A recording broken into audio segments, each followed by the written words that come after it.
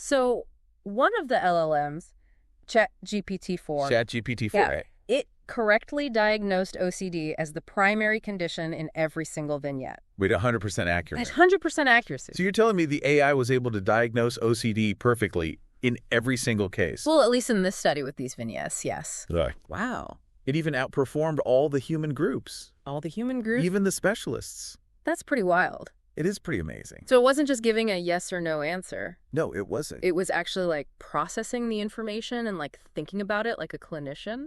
That's one of the most exciting parts about this. Okay. The LLMs didn't just give a diagnosis, they also explained their reasoning. Oh, wow. Yeah, outlining why they came to their conclusions. So like they were showing their work, essentially.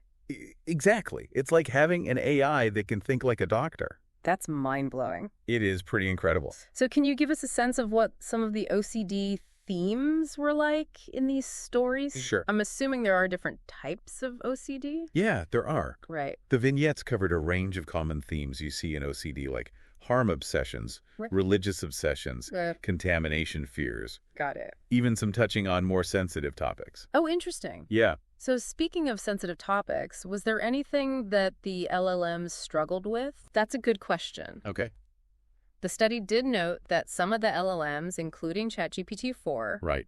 they couldn't respond to vignettes that had explicit sexual content. Oh. Yeah, it seems like they have some built-in restrictions for that kind of material. So there are still limitations, especially when it comes to those more nuanced, sensitive areas. Yeah, there are definitely still limitations, but the results are still very promising. Yeah, I mean, imagine if we could diagnose conditions like OCD years earlier. Exactly. Think about the impact that would have Right. on early intervention. Yeah. It could be huge. It could be life-changing for so many Yeah. people. Yeah, it really could. We're talking faster diagnosis, potentially increased accuracy. Uh-huh. The implications for mental health care are huge. Absolutely. They're enormous. Yeah, okay. And it's not just about speed and accuracy. It's Right. also about accessibility. Right. LLMs could make mental health screening much more accessible. More accessible in what sense? Well, especially for people in underserved areas. Yeah. Or people who might be hesitant to seek traditional help. Interesting. Yeah. Okay, so It could really open up a lot of possibilities. we're going to take a quick break and we'll be right back.